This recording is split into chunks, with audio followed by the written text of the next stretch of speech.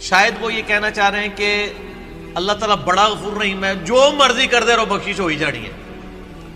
تو سر اگر یہ کسی کا کانسیپٹ ہے نا تو اس کو قرآن کی الف بے نہیں پتا۔ ڈاکٹر اسرار صاحب رحمہ اللہ تعالیٰ میرے استاد ہیں، میں نے ان سے بہت کچھ سیکھا ہے، اللہ تعالیٰ ان کو نیک کاموں کا اجر دے اور ان کی برائیوں سے درگزر فرمائے۔ یعنی وہ بیان القرآن آپ سنیں نا تو لگتا ہے کہ یار قرآن جس طرح نازل ہوا ہے وہ اس طرح پریزنٹ ہو رہا ہے۔ جس نے قرآن نہیں پڑھا نا وہ تو یہی سمجھتا ہے کہ شاید اللہ تعالیٰ کو ایک بوڑھی نانی اماں ہے جس نے یہ لوگ پیدا کیے ہیں اور ایک شغل ملا گیم ہے، اینڈ پہ ساروں کو ہی چھوڑ دے گا۔ جناب اگر یہ معاملہ ہوتا تو انبیاء اور کتابیں آتی۔ امام محمد غزالی نے کیمیائے سعادت میں لکھا ہے کہ جو علماء ممبروں پہ چڑھ کے لوگوں کو یہ بتا رہے ہیں نا کہ اللہ تعالیٰ بڑا غفور الرحیم ہے، وہ سب کو بخش دے گا چاہے جس طرح کی مرضی زندگی گزارو، وہ اصل میں یہ بتانا چاہ رہے ہیں کہ اللہ تعالیٰ کے پیغمبر جھوٹے تھے نعوذ باللہ، ان کے ساتھ جو کتابیں نازل ہوئیں، یہ اس میں جو وعیدیں آئی ہیں کہ جو نافرمان ہیں ان کو دوزخ میں جھونکا جائے گا، یہ سب کا سب جھوٹ ہے، اور وہ یہ صحیح کہہ رہے ہیں۔ پھر امام غزالی کہتے ہیں ایسے علماء واجب القتل ہیں۔ میں آج کے کسی میٹھے میٹھے مبلغ کے اوپر قتل کا فتویٰ نہیں لگا رہا، امام غزالی کہہ رہے ہیں کہ جو اس قسم کی رحمت کی آیات سنا سنا کر ان کا غلط مفہوم بیان کر کے خدا سے دور کر رہے ہیں۔ یہ تو یہودیوں کا یہی تو عقیدہ تھا، سورۃ البقرہ میں آتا نا، وہ کہتے ہیں کہ ہمیں اللہ تعالیٰ چند دنوں کے لیے ڈالے گا دوزخ میں پھر نکال لے گا، ہم تو اللہ کے چہیتے ہیں۔ اللہ تعالیٰ ماتا تم نے کوئی عہد لیا ہوا ہے اللہ سے؟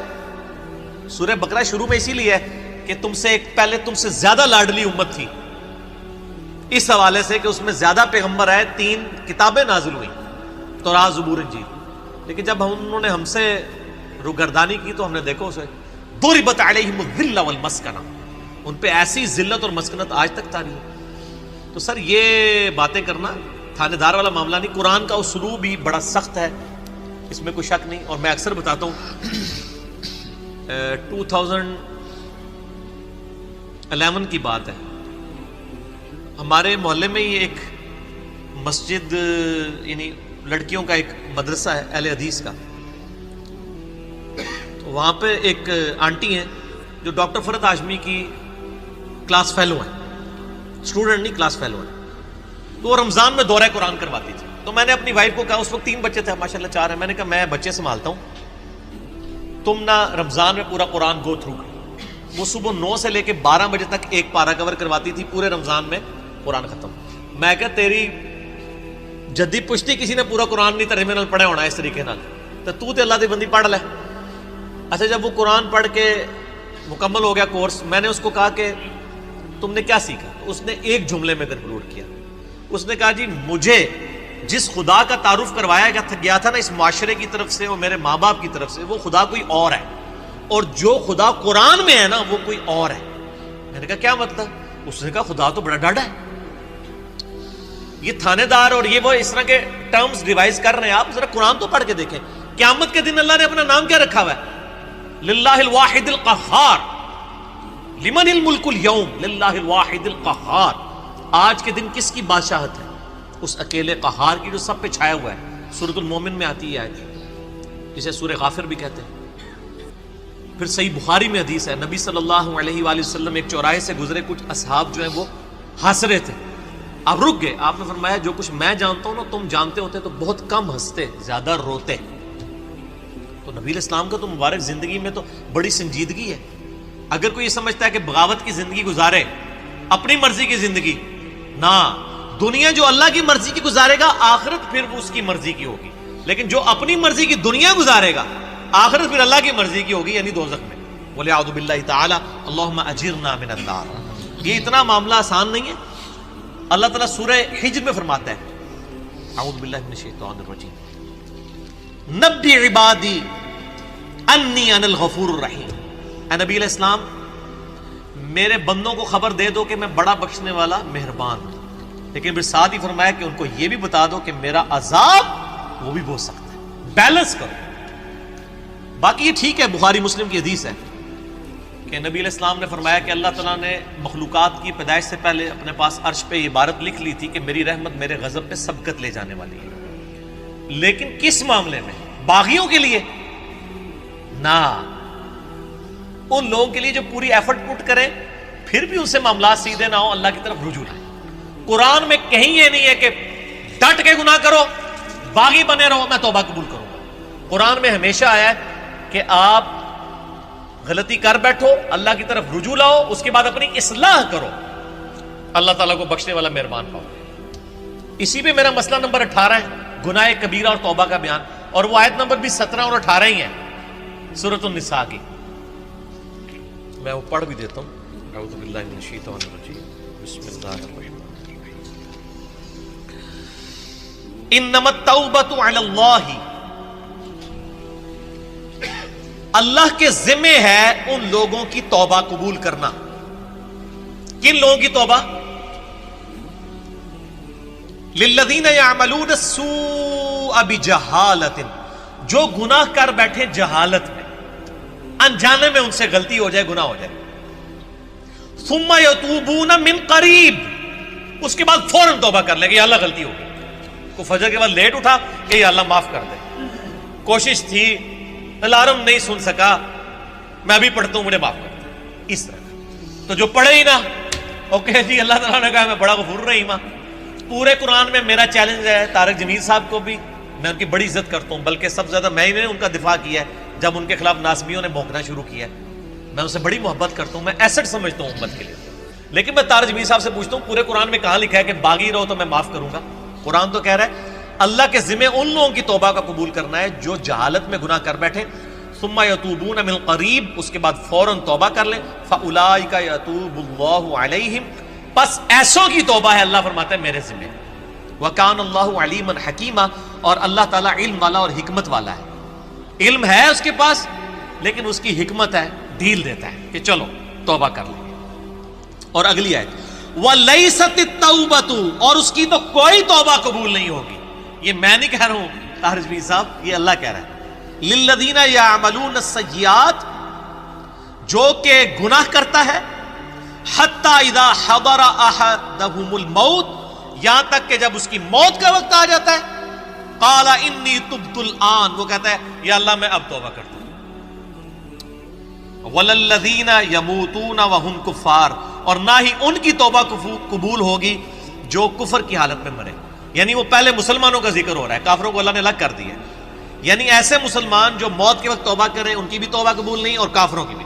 اولئک اعتدنا لہم عذابا الیما، ایسے لوگوں کے لیے ہم نے دردناک عذاب تیار کر رکھا ہے۔ اللہم اجرنا من النار، اللہم اجرنا من النار، اللہم اجرنا من النار، اللہم من احییتہ منا فاحیہ علی الاسلام ومن توفیتہ منا فتوفہ علی الایمان۔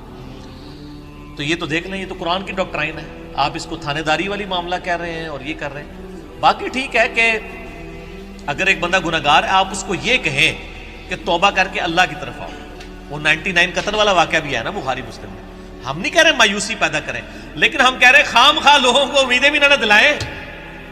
اور جو سیدنا علی کا قول ہے کہ انسان سویا ہوا ہے جیسے ہی مرے گا جاگ اٹھے گا، اوہ یہ کیا ہو گیا، اے نہ ہو جائے کام نہ پا دو، ڈرانے میں ہی عافیت ہے نا۔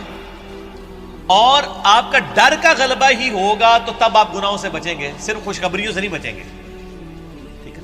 میں آپ سے کہتا ہوں اگر دنیا میں یہ آفر کی جائے اللہ کی طرف سے کہ جو مرضی یاشی کرو عذاب کوئی نہیں ہوگا لیکن جنت نہیں ملے گی، سارے کہنے کے جنت ہی کئی لوڑ آتی ہے جنت بنا لینا،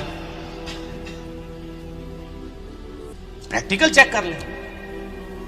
اور اس کے بدلے میں اگر یہ بات کی جائے کہ جی آپ دنیا میں اللہ کی تابع فرمان بن کے رہو، ادروائز آپ کو دوزخ میں جھونک دیا جائے گا، کوئی بچت نہیں ہوگی، تبھی لوگ اللہ کی طرف آئیں گے۔ آپ اگر یہ بھی لالچ لوگوں کو دیں کہ نیک عمال کرو گے تو جنت ملے گی، برے عمال کرو گے تو کچھ نہیں ہوگا، کوئی نہیں کرے گا جب تک آپ ڈر دیں۔ اور یہ نیک بندوں کی اللہ نے نشانی بتائی ہے، وہ دعا کرتے ہیں ربنا اصرف عنا عذاب جہنم ان عذابها کان غراما، سورۃ الفرقان میں جو مسئلہ 120 ہے، اہل ایمان کی 12 خصوصیات، میں نے پورا لیکچر ریکارڈ کروایا ہے۔ ایک خصوصیت یہ کہ وہ دعا کرتے ہیں اے اللہ ہم سے دوزخ کا عذاب پھیر دے، وہ تو ہمارے گلے کا پھندا بن چکا ہے، لٹکتی تلوار ہے۔ اہل ایمان تو ہر وقت ڈرتے رہتے ہیں۔ اللہم اجرنی من النار کیوں وظیفہ تعلیم کیا گیا ہے؟ جامعہ ترمذی میں حدیث ہے سیدنا عثمان جن کو 3 دفعہ جنت کی بشارت ملی ہے، جب قبرستان جاتے تھے اتنا روتے تھے کہ داڑھی آنسوؤں سے تر ہو جاتی تھی. لوگ کہتے تھے یہ کیا؟ تو انہوں نے کہا میں نے نبی علیہ السلام سے خود سنا ہے کہ قبر آخرت کی منزلوں میں سے پہلی منزل ہے، جس کی یہ منزل کامیاب ہوئی اس کی اگلی آسان ہوتی چلی جائے گی، اور جو اس میں پھنس گیا اس کی اگلی مشکل در مشکل در مشکل ہوگی. تو حضرت عثمان کو سمجھ آ گئی تھی یہ تھانے داری والا کنسیپٹ جو آپ نے اس کو نام دیا. ہم تو تھانے داری نہیں کہتے، ظاہر ہے خدا نے دنیا بنائی ہے اور وہ اسٹیبلش کرنا چاہتا ہے کہ لوگ میرے تابع فرمان ہو. گنڈا گردی کرنے کے لیے تو اس نے دنیا نہیں بنائی ہے. تو یہ بڑا کریٹیکل ایشو ہے، اور اس معاملے میں نا مجھے بڑا دکھ ہوتا ہے اس قسم کے واعظین سے. وہ اللہ تعالیٰ کی رحمت کی آڑ میں لوگوں کو اس طرف مائل کر دیتے ہیں کہ وہ الٹا جنہوں کہتے ہیں نا کہ وہ گاٹے فٹ ہونے والی تعلیمات ہو جاتی ہیں، اس سے لوگ پھر نیگیٹو رزلٹ نکالتے ہیں. آپ بیلنس بیان کریں. ہم کبھی نہیں کہتے کہ آپ جو ہے نا وہ اس قسم کی باتیں بیان کریں کہ جس کی وجہ سے لوگ اللہ تعالیٰ سے متنفر ہوں. آپ دونوں طرف کے مسائل کو بیان کریں.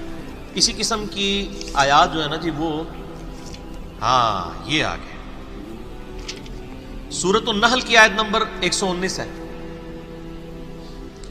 ثم ان ربک للذین عملوا السوء بجہالۃ، پھر اس کے بعد تمہارا رب ان لوگوں کے بارے میں جو جہالت میں گناہ کر بیٹھے، جو لوگ ثم تابوا اس کے بعد وہ توبہ کر لیں، من بعد ذالک گناہ کرنے کے بعد، واصلحوا اور اپنی اصلاح کر لیں، ان ربک من بعدھا لغفور رحیم، بے شک اللہ تعالیٰ اس کے بعد ضرور غفور رحیم ہے. کس کے بعد؟ جو اللہ کی شرطیں پوری کرے گا. کیا شرط ہے؟ جہالت میں گناہ ہوا، پھر اس کے فوراً بعد توبہ کی اور اپنی اصلاح بھی کر لی. خالی چھڑی توبہ نہیں.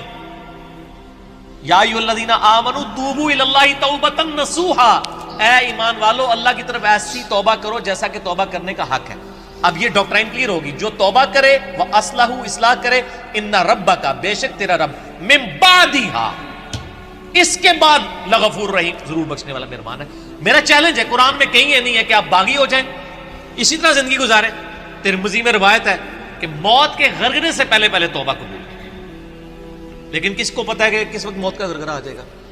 تو اس قسم کی باتوں سے ڈسیو نہیں ہونا چاہیے. ایسے واعظین کی ان کو بھی سمجھانا چاہیے، اور میں ان سے یہ کہوں گا قرآن پڑھیں تو آپ کو پتہ چلے گا کہ آپ کی یہ ڈاکٹرائن جو ہے وہ بالکل کتاب و سنت کے خلاف ہے.